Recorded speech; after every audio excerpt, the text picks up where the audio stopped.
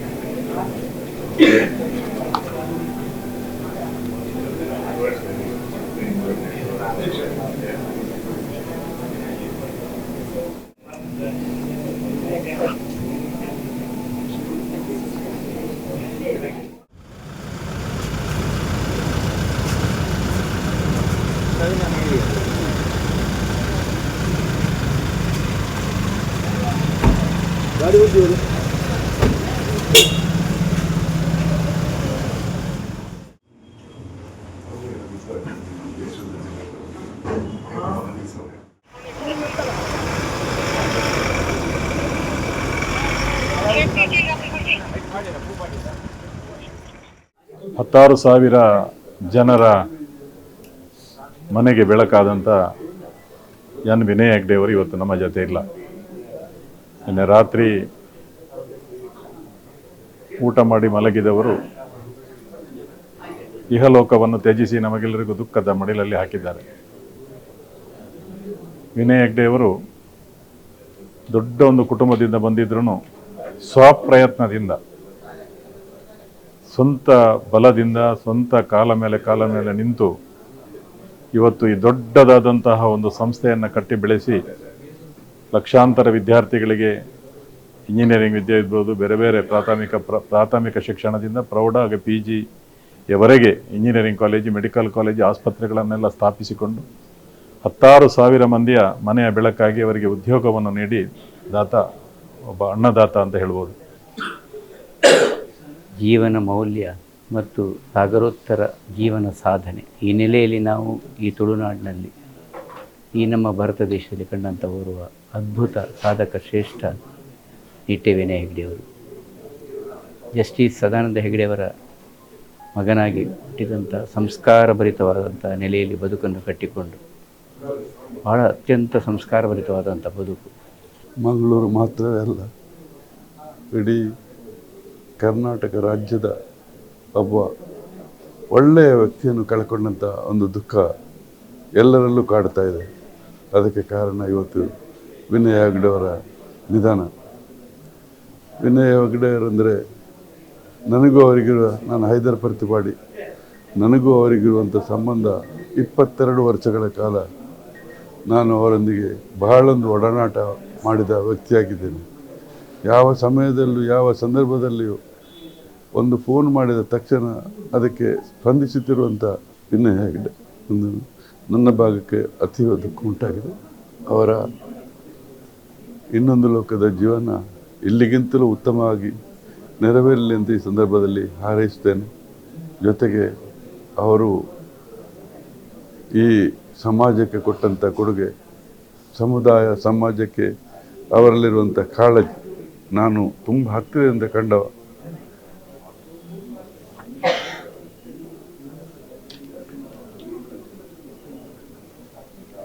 ಯಾವಾಗಲೂ ಯಾವ ಸಂದರ್ಭ ಬಂದರೂ ಎಲ್ಲರಲ್ಲಿ ಆ ವಿನಯ್ ಹೆಗ್ಡೆ ಎಂಬ ಹೆಸರಿಗೆ ತಕ್ಕಂತೆ ಅಷ್ಟೊಂದು ವಿನಯತೆಯನ್ನು ತೋರುವಂಥ ಒಬ್ಬ ಧೀಮಂತ ವ್ಯಕ್ತಿ.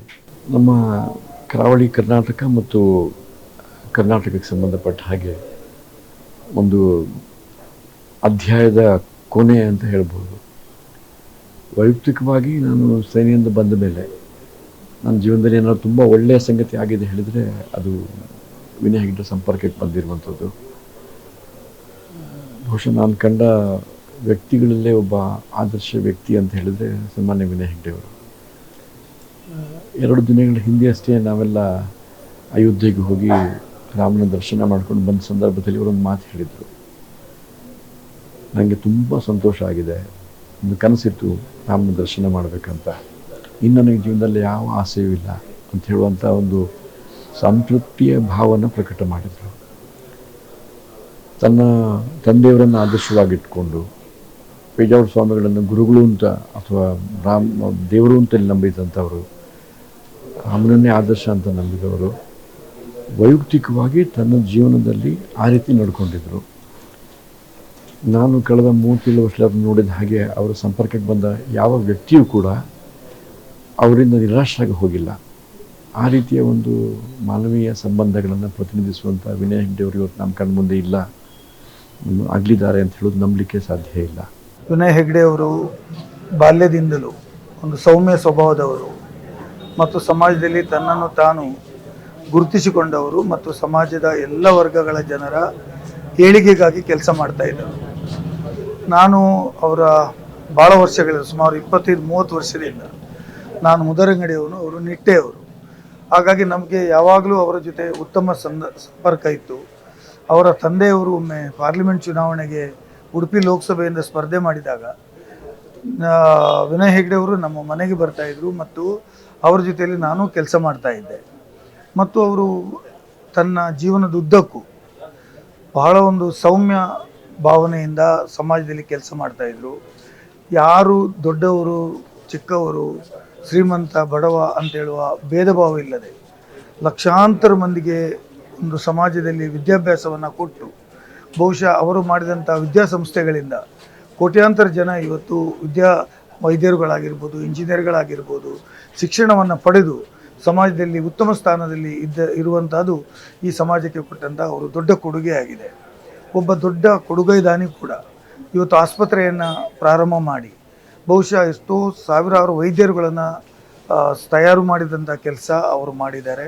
ಓರ್ವ ಸಮಾಜ ಸುಧಾರಕರಾಗಿ ಒಬ್ಬರು ಇನ್ನೊಬ್ಬರು ಅನುಕರಣೆ ಮಾಡುವಂಥ ರೀತಿಯಲ್ಲಿ ತಮ್ಮ ಜೀವನವನ್ನು ನಡೆಸಿಕೊಂಡು ಬಂದಂಥ ವಿನಯ್ ಹೆಗ್ಡೆ ಅವರು ಬಹುಶಃ ನಮಗೆಲ್ಲರಿಗೂ ಆದರ್ಶಪ್ರಾಯ ಮತ್ತು ಅವರ ಜೀವನವೇ ಅವರ ಸಂದೇಶ ಅಂತ ನಾನು ಹೇಳಲಿಕ್ಕೆ ಬಯಸ್ತೇನೆ. ನಾನು ಇನ್ನು ಒಂದು ವಿಚಾರ ನಮಗೆ ಹೇಳಬೇಕು.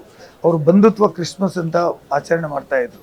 ಬಿಷೋಪರನ್ನು, ಅಬ್ದುಲ್ಲಾ ಕುಂಜಿ ಅವರನ್ನು ಮತ್ತು ಅವರು 3 ಮಂದಿ ಸೇರಿ ಸಮಾಜದಲ್ಲಿ ಸೌಹಾರ್ದತೆ ಮೂಡಬೇಕು, ಸಮಾನತೆ ಮೂಡಬೇಕು ಮತ್ತು ಸಮಾಜದಲ್ಲಿ ಎಲ್ಲರೂ ಒಟ್ಟಾಗಿ ಬದುಕಬೇಕು ಅಂತೇಳೋ ತತ್ವದೊಂದಿಗೆ ಕ್ರಿಸ್ಮಸ್ ಹಬ್ಬವನ್ನು ಆಚರಣೆ ಮಾಡಿ ಪ್ರತಿ ಸಲ ಅವರು ನಮ್ಮನ್ನು ಕರೆಸಿ ಆ ಒಂದು ಹಬ್ಬದಲ್ಲಿ ಭಾಗಿಗಳಾಗಿ ಮಾಡ್ತಾಯಿದ್ರು. ಅವರ ನಿಜವಾಗಿ ಅವರು ಒಬ್ಬ ಸಮಾಜದ ಎಲ್ಲ ವರ್ಗಗಳ ಜನರ ಮತ್ತು ಸಮಾಜದ ಉನ್ನತಿಗಾಗಿ ಕೆಲಸ ಮಾಡಿದವರು. ಅವರ ಆತ್ಮಕ್ಕೆ ಚಿರಶಾಂತಿಯನ್ನು ಕೊಡಲಿ ಅಂತ ನಾನು ಈ ಸಂದರ್ಭದಲ್ಲಿ ಬೇಡ್ತಾ ಇದ್ದೇನೆ.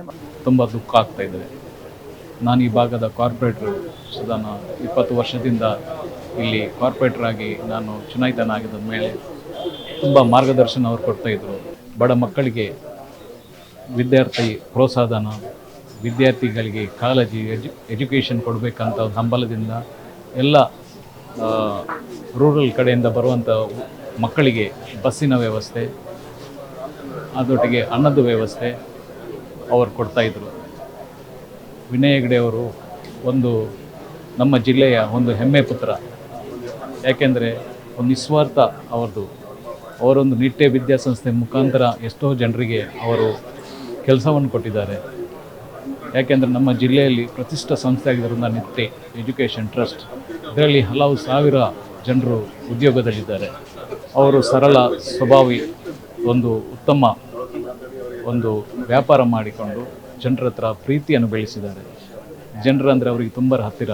ಅವರ ಮಗನಿಗೆ ಕೂಡ ವಿಶಾಲ್ ಹೆಗ್ಡೆ ಅವರು ಕೂಡ ಜನರಂದರೆ ತುಂಬ ಪ್ರೀತಿ, ಎಲ್ಲರ ಹತ್ರ ಮಾತಾಡ್ಬೋದು, ಸಹಜವಾಗಿ ಮಾತಾಡೋದು. ಅತಿ ದುರ್ಬಲ ವರ್ಗದವರಿಗೆ ಅವರು ತುಂಬ ಒಂದು ಹೆಲ್ಪ್ ಮಾಡ್ತಾಯಿದ್ರು. ಅವರ ಆತ್ಮಕ್ಕೆ ಭಗವಂತನು ಶಾಂತಿಯನ್ನು ನೀಡಲಿ, ಅವರ ಕುಟುಂಬ ವರ್ಗದವರಿಗೆ ಎಲ್ಲರಿಗೂ ಒಂದು ದೇವರು ಅವರಿಗೆ ಶಕ್ತಿಯನ್ನು ನೀಡಲಿ ಎಂದು ಹಾರೈಸ್ತಾ ಇದ್ದೇನೆ.